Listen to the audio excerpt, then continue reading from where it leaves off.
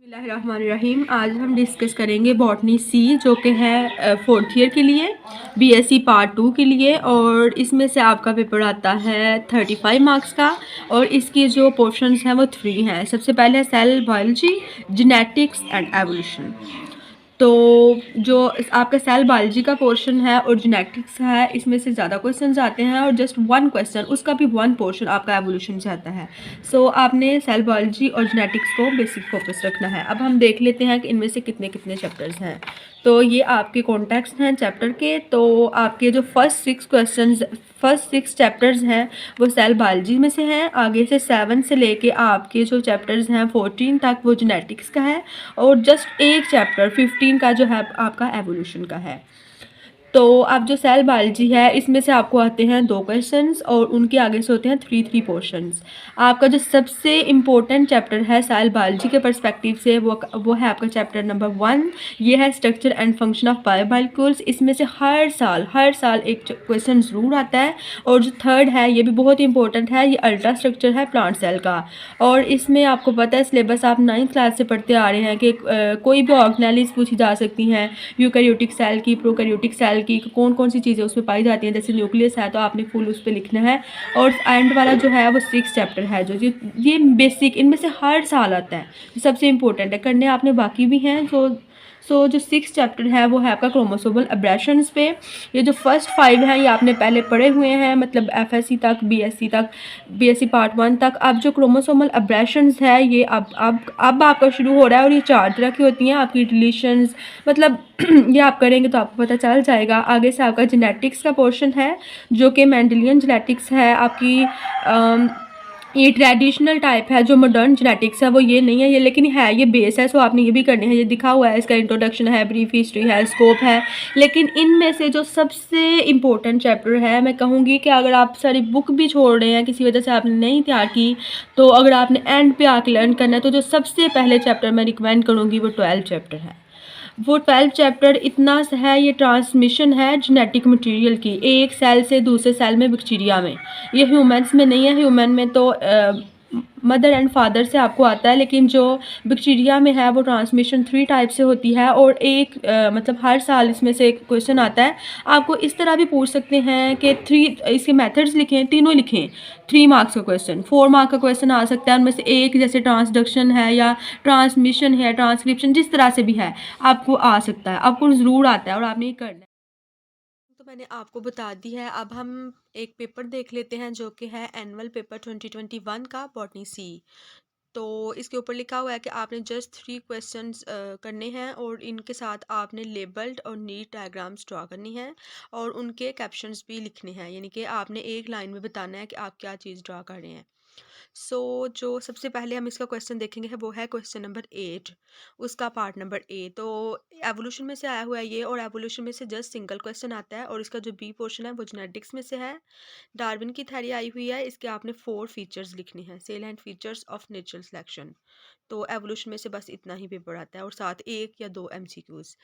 अब इसका जो क्वेश्चन नंबर 1 है, यानी कि क्वेश्चन नंबर 4, उसके 3 पार्ट हैं। टोटल क्वेश्चन है 7 मार्क्स का। जो फर्स्ट पोर्शन है ए, वो है give 3 examples of globular proteins, यानी कि एंजाइम्स। आपने उनकी 3 एग्जांपल्स लिखनी हैं, तीनों के नाम लिखने हैं। लेकिन जस्ट नेम लिखने से आपको 3 मार्क्स नहीं मिलेंगे। आप उनके साथ शॉर्ट ब्रीफली उसका डिस्क्रिप्शन लिखेंगे कि वो कहाँ कहाँ पे एंजाइम्स वर्क करते हैं और वो कैसे डीनेचर हो सकते हैं। अब जो इसका बी पोर्शन है, right general formula of try acyl glycerol. तो जो ट्राई एसाइल ग्लिसरॉल है ये 2 मार्क्स का है। आपने इसका फार्मूला लिखना है कैसे ये बनता है, और इसके साथ आपने लिखना है कि इसमें 3 वाटर मालिक्यूल्स जो हैं वो बन रहे हैं। ये दोनों जो क्वेश्चन है वो क्वेश्चन चैप्टर नंबर 1 से आए हुए हैं, सेल एंड मॉलिक्यूलर बायोलॉजी के। अब जो इनका सी पोर्शन है, differentiate between test cross and back cross. Genetics में मैंने आपको बताया कि अगर आप सारी जेनेटिक्स भी स्किप कर रहे हैं तो आप जस्ट 3 से 4 चीज़ें कर लें, जिनमें से आपका एक टेस्ट क्रॉस है, बैक क्रॉस, और दूसरा monohybrid cross and dihybrid cross, and third आपके होंगे मेंडल के लाज। तो यहाँ पे आपको आया हुआ है सी में test cross and back cross 2 marks का है। जस्ट आपने इसको डिफाइन करना है और साथ लिखना है कि टेस्ट क्रॉस में जो आपकी फिलियल जनरेशन होती है वो फर्स्ट है, और जो बैक है उसमें हम उसको उसके पेरेंट्स के साथ क्रॉस करवाते हैं।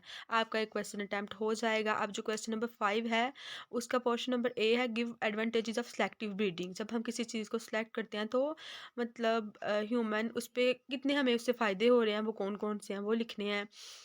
तो जो सेकंड है, give any 3 causes of mutations. अब जो म्यूटेशंस हैं वो पहली बात यह है कि होती बहुत तरह की हैं, अब उनकी काजेज़ भी बहुत ज़्यादा डाइवर्स हैं। आपने जस्ट 3 लिखने हैं, लेकिन जस्ट नेम मेंशन नहीं करने। जैसे आप लिखेंगे कि रेडिएशंस की वजह से हैं, जैसे यूवी रेडिएशंस हैं, यानी कि अल्ट्रा वायलेट हैं, इंफ्रारेड हैं, तो उनकी आपने रेंज भी लिखनी है कहाँ से कहाँ तक वो फॉल करती हैं, या कॉस्मिक रेडिएशंस की वजह से हो रहा है, तो बस ये। अब जो क्वेश्चन नंबर 6 है वो है simply introduce methods of bacterial recombination. तो ये आपका चैप्टर नंबर 12 है, जो कि हर साल पेपर आता है। अभी इन्होंने तीनों ही मेथड्स आपने पूछ लिए हुए हैं, 3 मेथड्स हैं इसके, ट्रांसफॉर्मेशन, ट्रांसडक्शन और ये कई बार ऐसा होता है कि जस्ट ट्रांसफॉर्मेशन ही आ जाता है, आपने ग्रिफ्स का एक्सपेरिमेंट लिखना होता है। ये 3 मार्क्स का है। सिंपली इंट्रोड्यूस करवाना है, डेफिनेशन लिखनी है, थोड़ी थोड़ी डायग्राम बनानी है और ब्रीफ सा एक्सप्लेन करना है। अब जो 6 का पोर्शन नंबर बी है वो ये है, what are the 4 different types of chromosomal aberration. ये चैप्टर नंबर 6 से आया हुआ है। जैसे कि सबसे पहला क्वेश्चन फर्स्ट चैप्टर में से था, दोनों पोर्शन बेसिक।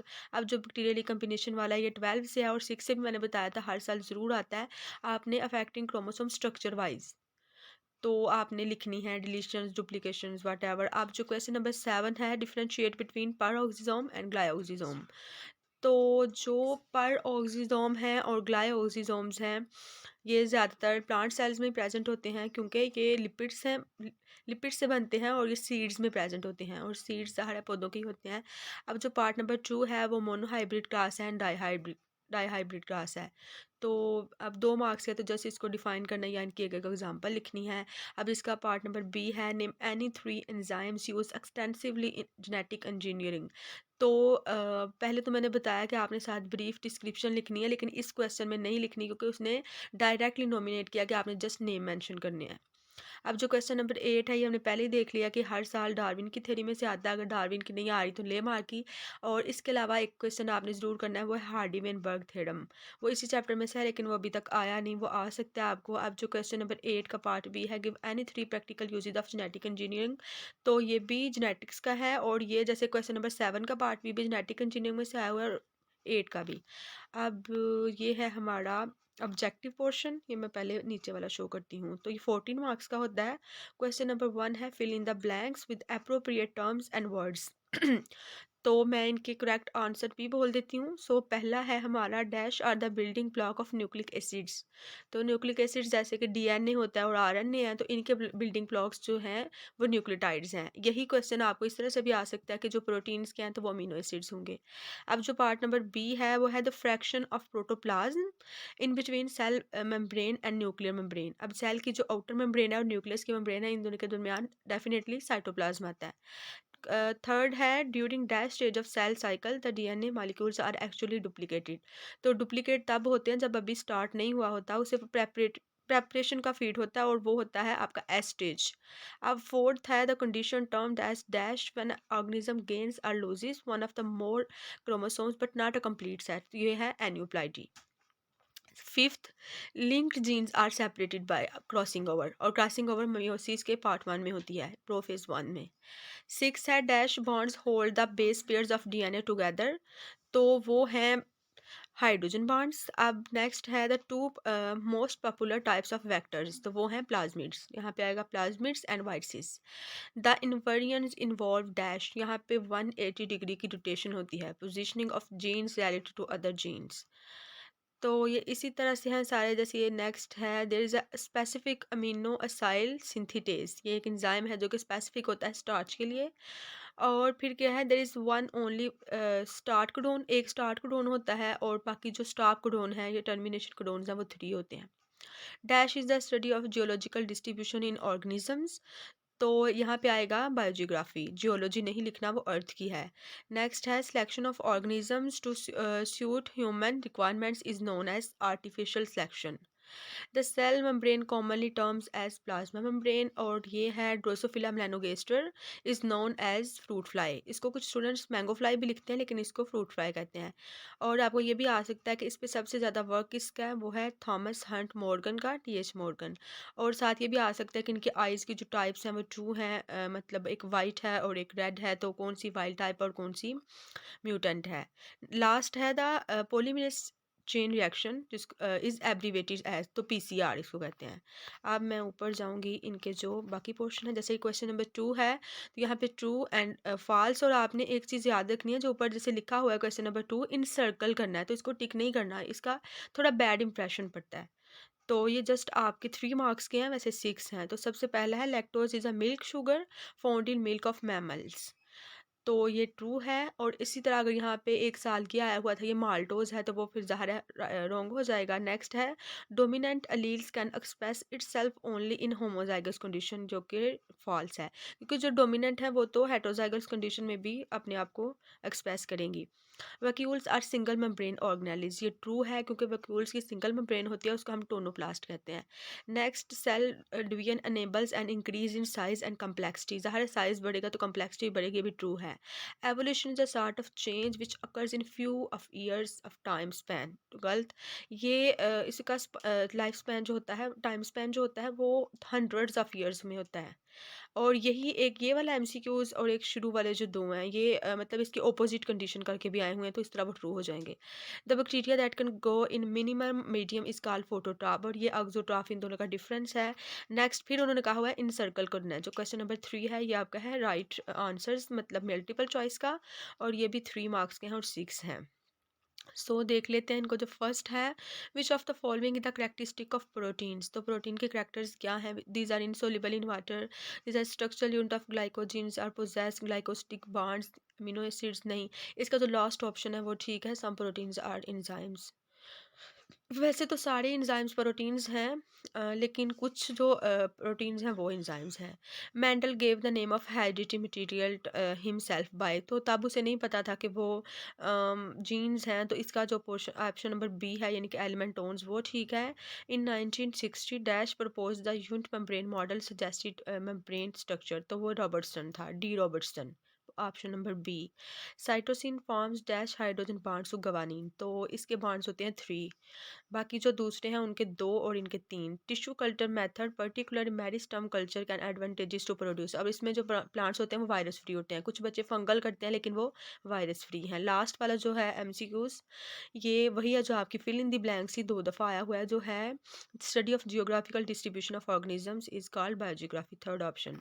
अब ये जो नेक्स्ट है सब्जेक्टिव पोर्शन, ये भी 2021 का पेपर है, ये भी एनुअल है, ये सप्ली का नहीं है, लेकिन ये ऊपर मेंशन किया हुआ है गिलगित का, कोयटा और स्कर्दू का पेपर है। ये थोड़े फार डिस्टेंस अवे एरियाज़ हैं, और यहाँ पे जो स्टडीज़ के प्रॉपर मेथड्स हैं वो इतने अवेलेबल नहीं है, इस वजह से इनका जो पेपर होता है पीयू का हमेशा थोड़ा सा लीनियर होता है और थोड़ा सा ईजी होता है।